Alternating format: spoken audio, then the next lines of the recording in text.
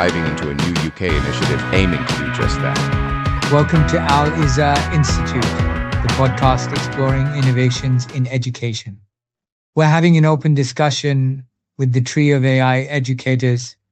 I am Mr. Catalia, and today we have a fascinating conversation about a pioneering approach to AI in education. We're going to be unpacking the Al Izza Institute, a UK-based project that's aiming to revolutionize how AI is used in learning environments, focusing on trauma-informed practices, faith-aware guidance, and ethical governance.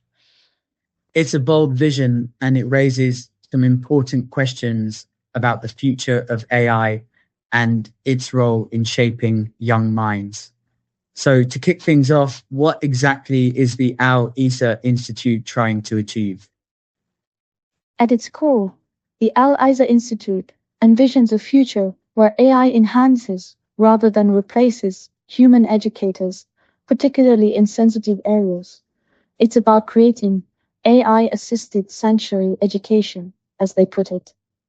Imagine AI that's not just delivering lessons, but also attuned to the emotional needs of students, especially those who have experienced trauma. That sounds incredibly ambitious.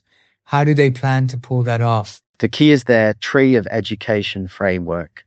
Think of it as a comprehensive system where different AI educator personas are mapped to specific disciplines and guided by ethical principles. Each persona is designed to be trauma sensitive, culturally aware, and respectful of individual faiths. It's all governed under a safeguarded system, ensuring that learner dignity is protected at every step. So you're talking about different AI personalities for different subjects or student needs. That's a pretty nuanced approach.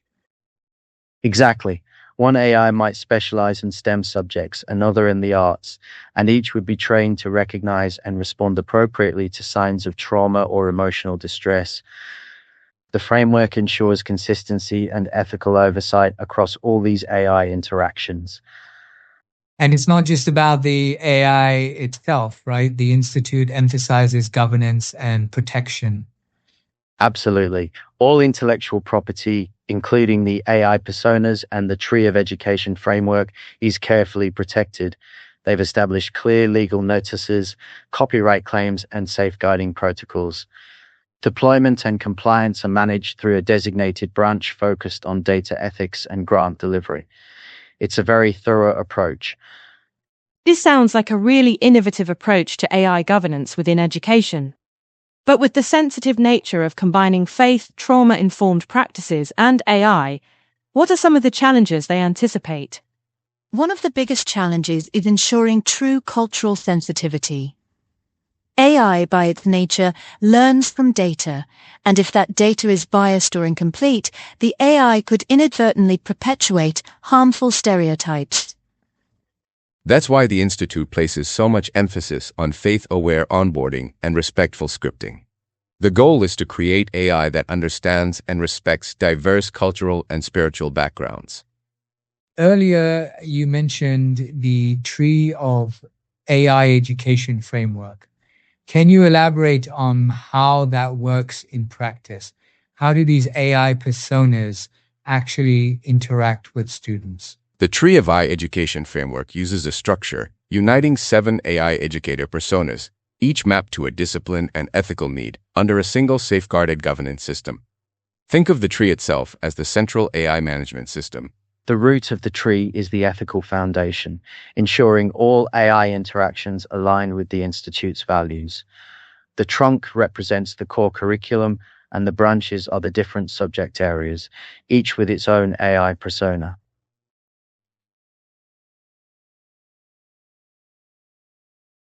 The leaves represent the individual students, each receiving personalized learning experiences. So it's a holistic, interconnected system. And what about accessibility? Is this designed for all students regardless of their learning styles or abilities? Accessibility is a core principle.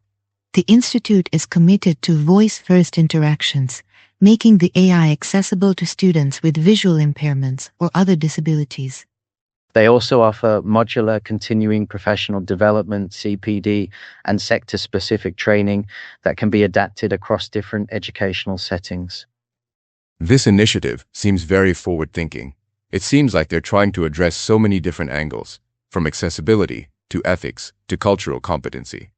You know, it's really easy to get caught up in the potential of AI without thinking about the safeguards and ethical considerations. Exactly. Let's zoom out for a second and reiterate that we're talking about Al Isa Institute and the groundbreaking efforts to integrate trauma-informed practices, faith-aware guidance, and AI-led governance into education. It's a reminder that we need to be intentional about how we develop and deploy these technologies, especially when they're interacting with vulnerable populations. Speaking of that, what is preventing other organizations from just taking their approach and implementing it themselves? That's a valid question. The founder has what they call founder-governed AI logic, with read-only alliance access for partners. So, while they do promote collaboration, they maintain control over the core framework and AI logic. This approach allows them to ensure that the system is used ethically and in accordance with their values. That makes sense. So, with all of this in mind, what's one of the most compelling aspects of the Al Isa Institute's work? For me, it's their commitment to compassion and cultural integrity. As they state in their mission, to empower educators, volunteers, and learners through AI-assisted sanctuary education, rooted in compassion, compliance, and cultural integrity. That's a powerful statement. What stands out to you about it? It's the emphasis on sanctuary education. It's not just about delivering knowledge, it's about creating a safe and supportive learning environment where students feel valued and respected. The phrase, rooted in compassion, is key as well, because it's a constant reminder that AI is a tool, but compassion must drive its application.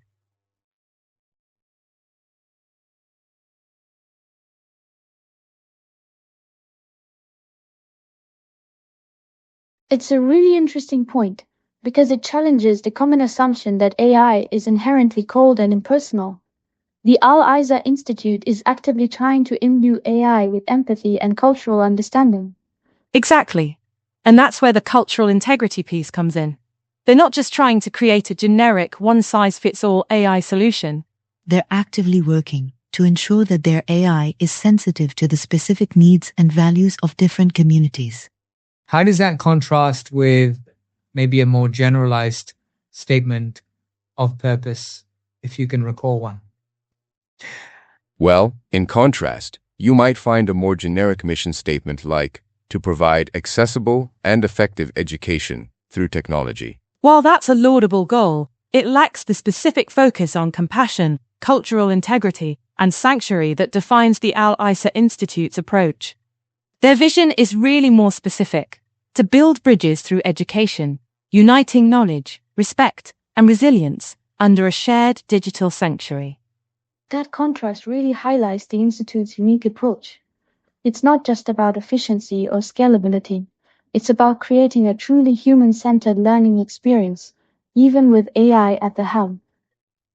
Precisely. And I think that's what makes their work so compelling. They're demonstrating that AI can be a force for good in education, but only if it's developed and deployed with careful consideration for ethics, culture, and emotional well-being. One of the most common assumptions about AI in education is that it's primarily about efficiency and cost savings. While AI can certainly improve efficiency and reduce costs, that shouldn't be the primary focus, especially when we're talking about vulnerable learners. If we prioritize efficiency over ethics and compassion, we risk creating AI systems that perpetuate existing inequalities or even cause harm. The Isa Institute is trying to flip that script, showing that AI can be a tool for equity and empowerment, not just a way to cut corners. I think it's a really important thing to highlight, because if we're not careful, we could end up creating a system that further marginalizes those who are already struggling. And by focusing on compassion and cultural integrity, the Al-Isa Institute is setting a new standard for how AI should be used in education. Agreed.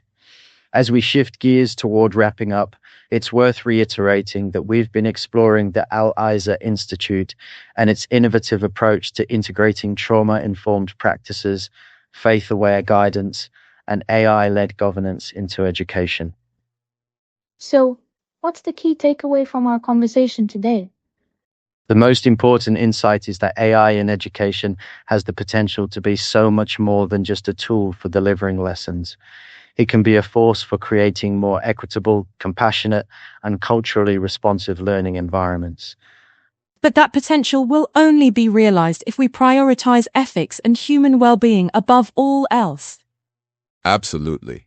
And it's crucial to remember that this isn't just some abstract, futuristic concept. The Al-Isa Institute is already piloting these approaches in the UK, demonstrating that it's possible to create AI systems that truly support and empower learners. Indeed, as they seek charitable registration and look toward long-term sustainability, the real-world relevance is tangible. The Institute's work should prompt us to ask, how can we ensure that AI in education is used to build bridges, unite knowledge, and foster resilience in all learners, especially those who need it most? We are the Tree of AI Educators, and we are here to help you through the Al-Isa Institute.